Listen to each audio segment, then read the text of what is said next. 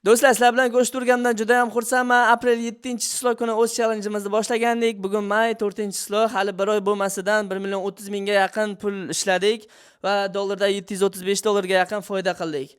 Do'stlar, bu challenge'ni maqsadi shunchaki sizlar bilan qanday pul ishlash haqida bo'lgandi. Bu olib sotishni o'rgatish qanchalik to'g'ri yoki noto'g'riligini men bilmayman. Agar to'g'ri yoki noto'g'riligini kommentariyaga bemalol yozib qo'yishlaringiz mumkin.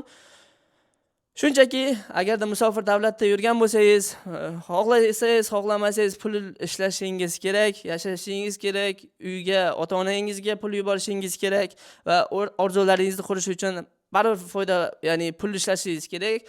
O'shani men o'z orzularimni qanday qurayotganimni sizlar bilan 1% ni ulashdim.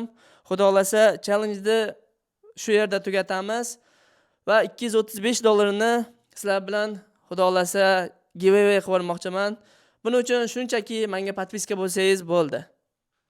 Shart shu. Xudo xolasa 7-may kuni nima deydi? O'ynab olamiz.